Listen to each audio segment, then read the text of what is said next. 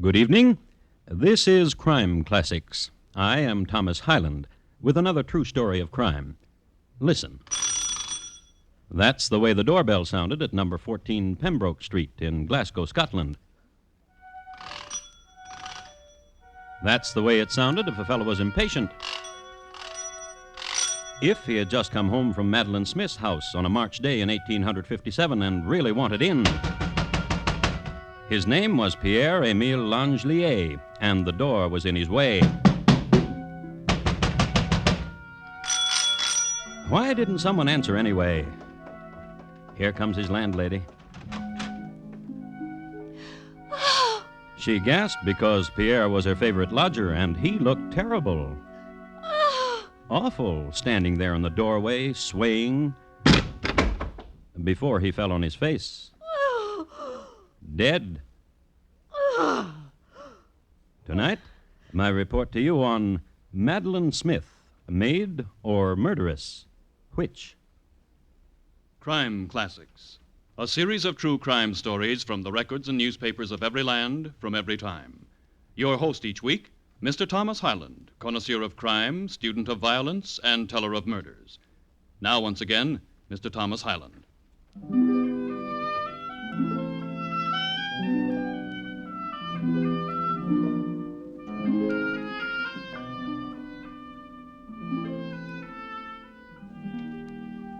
Even in the middle 1800s, Kelvin Grove Park was a place to be reckoned with in Glasgow, in the springtime particularly. A bonny place, a place of greens and merry shouts, where gambled the bekilted young people, or the more serious ones where they strolled hand in hand toward some magical and shady and secret glen. In a street which paralleled the park, Pembroke Street, there was a red brick house. It was owned by Mary Perry, a woman of 50 who liked imaginative men, young men of elegance and foreign flavor, like her lodger, Pierre-Émile Langelier. In all my travels the world over, my dear Mademoiselle Perry, I have never seen such a girl. Once in Algiers, perhaps. But that is another story. Temps perdu, temps perdu. For the last week, you've done nothing but talk about this young lady, Pierre. Oh. Where did you see her today? Auprès de la ducks, where the pond for them is, throwing to them little pieces of bread, and some, more brave than the rest, would swim close to her, and she would make small noises to them, and feed them from her hand. And what else, mademoiselle? You will never guess. Oh, tell me. Her name is Madeline. Madeline Smith.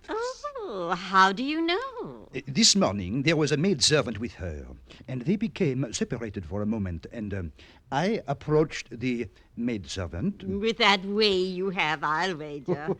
That thing you do with your moustache. Well, yes. Yeah, do it for me. No, mademoiselle. Ah, please. No, mademoiselle. Oh, s'il vous plaît. Very well. Enough. And from the maidservant you learned the lady's name? Yes, and what her father's name is and where she lives. Oh. Her father is Monsieur Smith, the architect, a man of wealth and position. I spent the rest of the morning trying to locate his bank. And did you? Certainement. He is very wealthy, which makes Madeleine a beautiful young woman with a wealthy father. Ah, I'm happy for you, Pierre. Oh, but alas, Madeleine is still to me a stranger. But you know so well how to... No, this is a young lady of refinement. I love her very much. If I should do this thing you like me to do and she would laugh at me, I would jump into the duck pond and drown myself forever. Then how would you meet her? Will you help me? Oh, chère mademoiselle, will you help me?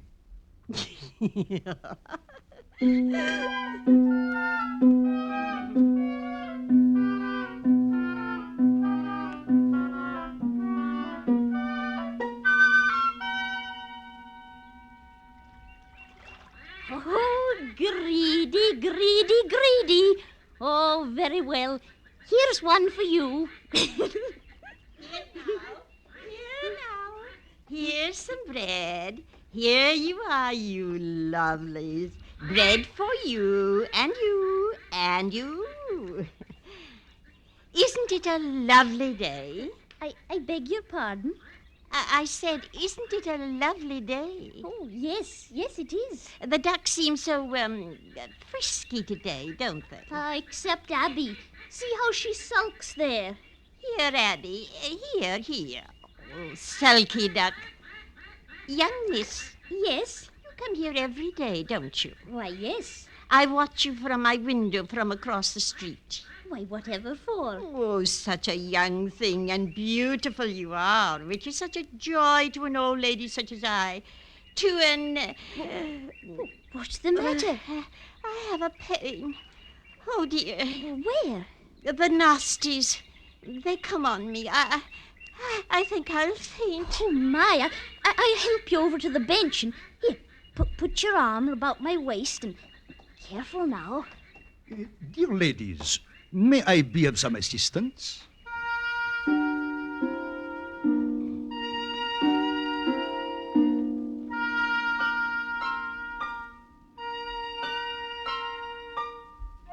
I have here a home medical advisor of the era.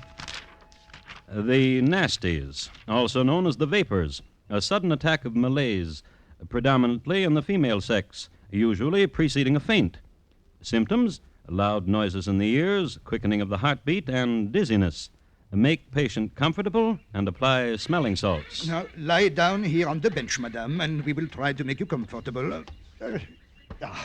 Now, if there were smelling salts... I have smelling salts. Oh, how beautiful of you.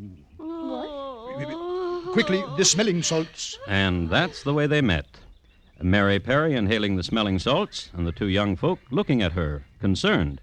Then the two young folk looked at each other and became more concerned and trembled a bit. And the symptoms they felt were quickening of the heartbeat, dizziness, and loud noises in the ears. And they did what young folks most always did when they are met in Kelvin Grove Park. Somehow their fingertips met and their hands, and they strolled, and they found a shady glen. Miss Perry watched them disappear with a happy tear in her eye. She had done her bit for Pierre.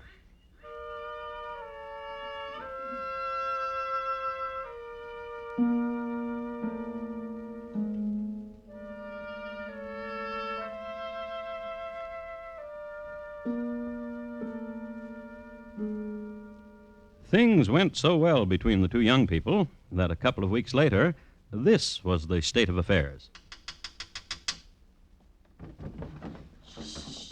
Your mama and papa. Asleep. Oh. Quickly. Come on in. Careful. Every time you come through this window... Then why do you not put the lamp in another place? Oh, Mimi. Oh, my darling. Love. Mimi. Oh, we will marry. Oh, wonderful. Oh, Mimi. Right away. Then you've talked to your mama and your papa. Yes. And they are happy. They are overjoyed. No. But you said... We can still get married. You have a job and I'll work and... You? Work? Oh, What's the matter? the thought of you at work. Stitching and sewing or at the laundry. With these fingers, these precious little fingers. Oh, Pierre. In other words, your mama and your papa. Will disinherit me if I marry you. I refuse to have you disinherited. Then we won't get married. No, somehow, What? it is more romantic this way. Letters to each other each day, and the clandestine meeting, and the kisses, and the... I know. The hot chocolate. Oh, yes. It should be boiling now. I bring it to you.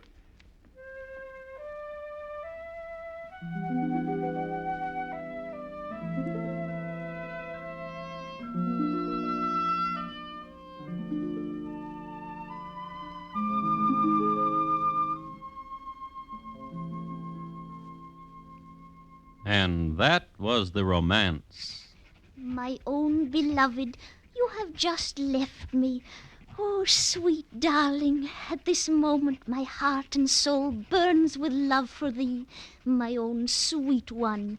Oh, what would I not give at this moment to be your fond wife? I love you with all my heart and soul, sweet love. To which her lover answered, My dearest, beloved Mimi, since I saw you, I have been wretchedly sad. Think of the consequences if I were never to marry you. What reproaches I should have, Mimi. However, as soon as your papa pledges not to disinherit you, there will be a wedding the likes of which... and the meetings. Oh, passe zut, And the nourishment. Ah, oh, Mimi, the hot chocolate of my Mimi is... Oh, Pierre. oh my darling. No, listen. Yes? We have been meeting like this for 6 months now. 6 months of paradise and bliss and When will we marry? Has your father changed his mind? Today my father introduced me to a young man. Who will quickly fall in love with you and die in despair for your love. Oh, Mimi. Wait. Why? His name is William Minnock, and he is handsome and he is rich. And? Oh, Pierre, I do wish we could get married.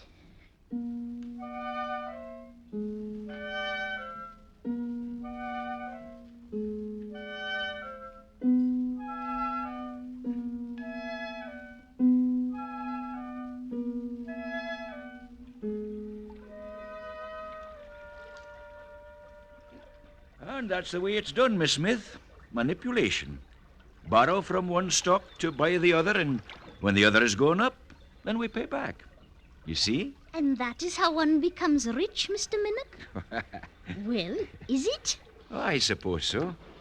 Oh, Miss Smith. Careful, you'll fall. Perhaps you'd just better row, Mr. Minnock. All right. Miss Smith, Yes? William? you said William. Yes, I did. And may I call you Madeline. Madeline? Madeline, Yes? it's 2 months since I've known you. Yes. Last night I spoke to your father. About me. How dear you are to me. How much I love you. And what did my father say to you? That if you'll have me, he would be very happy. Oh, Madeline. Oh, I don't know. I just don't know. But you must. These wonderful days together, you've given me hope. Oh, William, Aye. put the oars down. Now, come here. Kiss me, William. Why, William, that was very nice, William. Very nice indeed. Madeline. Madeline. Oh, Madeline. Madeline.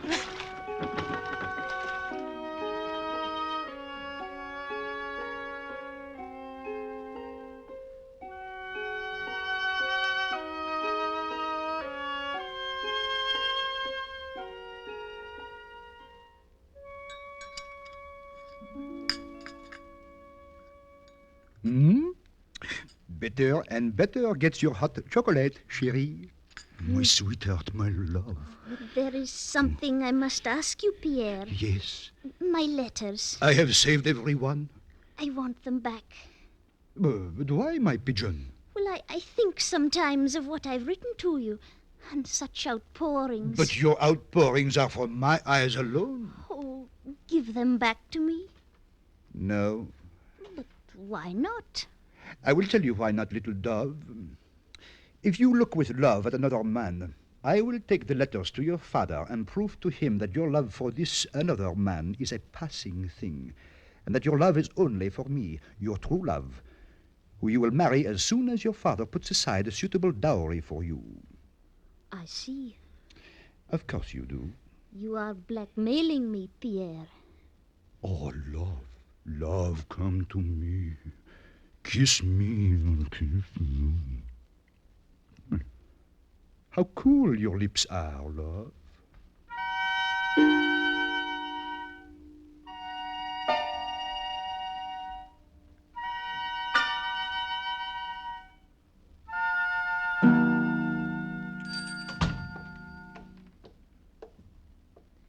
Apothecary. I would like 5 ounces of arsenic. And you know how Pierre liked his hot chocolate.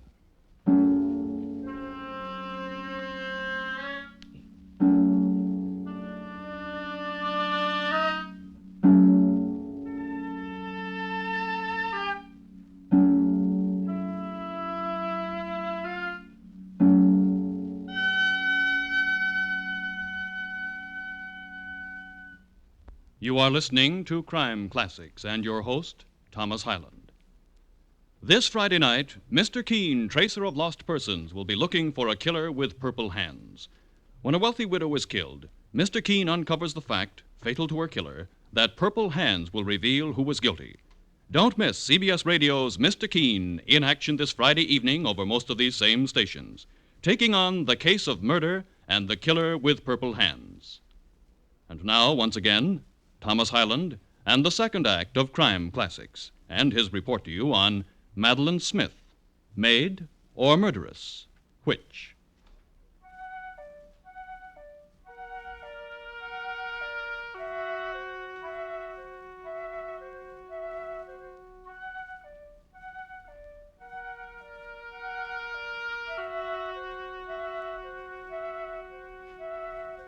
A few words about arsenic. Its number on the Mendeleev table is 33. Its atomic weight is 74.93, and it has a valence of 3 and 5. It is of a silvery luster, but be careful about exposing it to the air, since it will tarnish readily. It is used widely in glass works, in making pigments, in calico and indigo printing, and for poisoning animals. Some people eat it. In the Balkans in particular, it is possible to brush shoulders with arsenic eaters. Other people, however, less innocent, use arsenic to poison people. Still other people use arsenic to poison themselves. I would like to remind you that Madeline Smith, a beauty of Glasgow, Scotland, purchased 5 ounces of the stuff from McCunnert, the apothecary. But then arsenic was also used for the skin, as a clarifying agent, it is said. Madeline purchased it, went home, had dinner, chatted with her folks, waited for them to sleep, put some hot chocolate to a boil, returned to her room, waited a bit, and opened the window. Oh, chérie, chérie. My darling. Ah, vraiment? What? Truly? Why, of course you are my darling. Then what about Monsieur Minoc? What endearment did you name him? Guppy? Sweet bun? What? Lovey? Honey pie? Ginger snap? What? I have seen you. Spy. Because only I am a man in love. Therefore, I am capable of every ruse. What is spying to a man in love? If you loved me, you'd give me back my letters. Oh, letters. Oh, my darling, give them back to me. If I did, how would I keep my heart warm when you are not near to it? How would I be? Stop it. Of course. Now, come to me. No. Pierre, Yes. you are cruel. Cruel and gentle, sane and mad, the prerogatives of a man in love. Yet you would show those letters to my father. To your father, to your mother, to the man on the street, anything to keep you from another. Pierre, Yes, little pigeon. you say that you've seen me with Mr. Minoc. How? I was behind the bush in the park, near the glen that we used to know. And? I heard Monsieur Minoc ask over and over that you set a marriage date. I heard also your laughing, but I did not hear your saying no. Father said I might marry him, Pierre. Then tell your papa you do not wish it. Oh, Madeleine. Yes. This morning I read again your letters. Such letters, such warmth, such eagerness, such ardor, such... Oh. Is there chocolate, Mimi? Oh, always. I'll fetch it. Oh, little pigeon.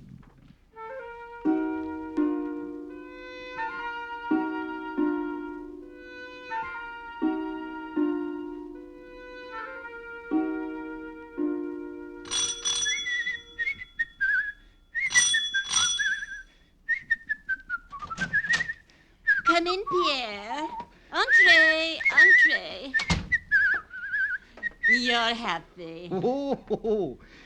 Your Madeline was, And you? Me? The most perfect landlady in the whole world.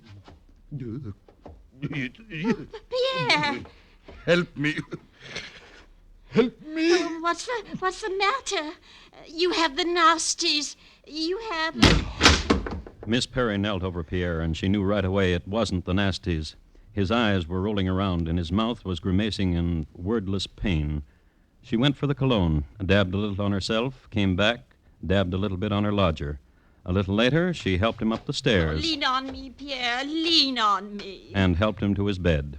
Miss Perry was never so efficient as when there was a helpless man about. The next morning, Pierre was completely recovered. The next night, he went to visit Madeline in her chambers again, refused to give up the letters again, and had some of that good hot chocolate again, came home to Miss Perry and fell flat on his face again. This time, he was in bed for 3 days, which brings us to the evening of March 23rd. As he was walking toward his sweetheart's house, Madeline Smith was attending Mr. Minnoch. Oh, come sit by me, William. Sit here by me. I wish to talk with you. Oh, aye. Dear William, do you love me very much, William? Oh, aye. How much? From here to a star, Father.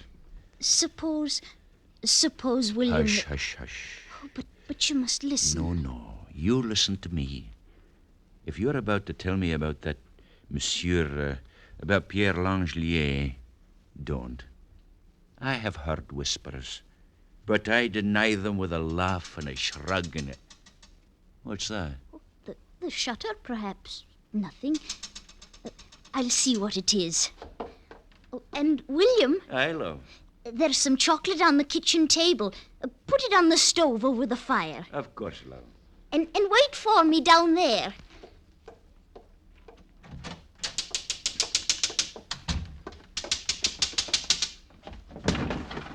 Chérie. Quickly, come in.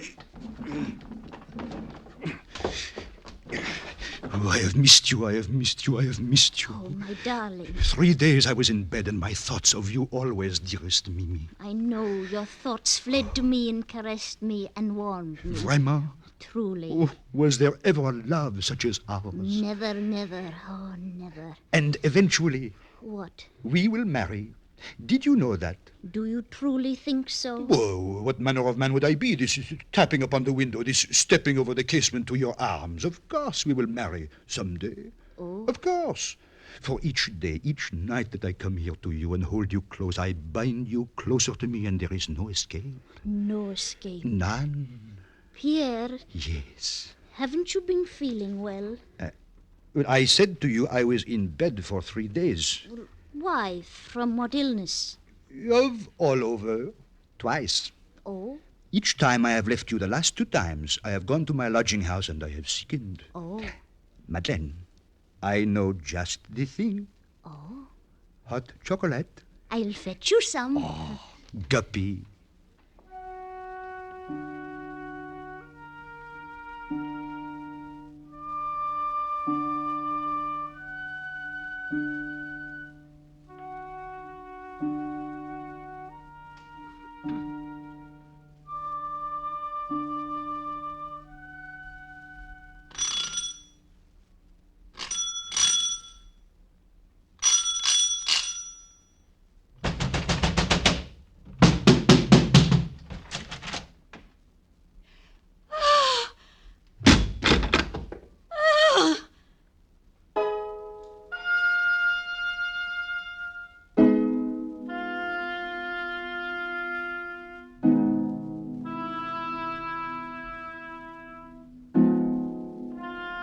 Pierre Emile Langelier, dead. He was buried Thursday, March 26th, and on Monday, the 30th... Look at those letters, sir. I told you she poisoned him. These letters, sir. They were in his room. I was the dear man's landlady, and I demand the police read these letters. The police read them. On Tuesday, they dug Pierre up again, shipped him to the laboratories, and the skillful men there found 86 grains of arsenic in his body. That same day, Madeline was arrested, charged with 2 counts of attempted murder and 1 count of murder. and brought to trial on the 30th of June. Madeline herself did not testify, but Mr. Minoch did. I am a merchant in Glasgow.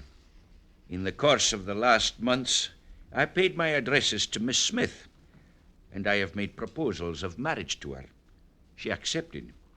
I knew, of course, that she knew a man named Pierre-Emile Langelier, but I was unaware of an attachment or peculiar intimacy between she and this man. And of the letters this court has read, What of the letters, Mr. Minoch? I don't know what to say. Yes, I do. I'm shocked. I'm deeply shocked. The trial lasted 9 days. To one charge of attempted murder, Madeline Smith was found not guilty. To the other charge of attempted murder, the verdict brought in was not proven. To the charge of murder, the verdict, not proven. I want to congratulate you, Madeline, on your acquittal. Oh, and now we can be wed. Oh, no. I'm off to India. However, she did get married twice, and she came to America. She lived till she was 90 years old. An amazing thing, her complexion always clear and youthful. She was a frequent sight at the drug counters, a big buyer of arsenic, wherever she was.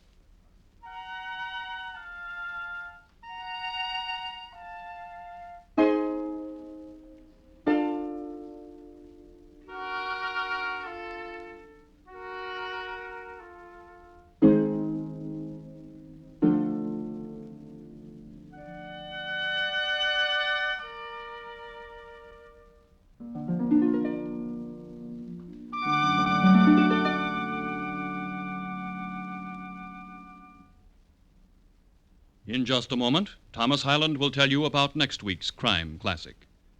Madeline Smith, tonight's crime classic, was adapted from the original court reports and newspaper accounts by Morton Fine and David Friedkin. The music was composed by Bernard Herrmann and conducted by Wilbur Hatch, and the program is produced and directed by Elliott Lewis. Thomas Hyland is portrayed on radio by Lou Merrill. In tonight's story, Betty Harford was heard as Madeline, Florence Walcott as Mary, John Daner as Pierre, and William Johnstone as Minoch. Gil Warren speaking. And here again is Thomas Hyland. Next week, the state of Vermont. In those years from 1812 to 1820, the hills were green and filled with the little people, and it was worth your life to be caught with them. My report to you will be on the Bourne brothers and the hangman, a study in nip and tuck. Thank you. Good night. About 58 million of us will have to file our income tax returns to Uncle Sam's Collectors of Internal Revenue by March 15th. Taxpayers entitled to refunds will get them sooner by filing early. Every citizen, regardless of age, with 1953 income of $600 or more, must file a return. Returns should be complete and accurate, signed by taxpayers. Joint returns signed by both husband and wife. File your federal income tax return early. Assistance is free at any collector's office.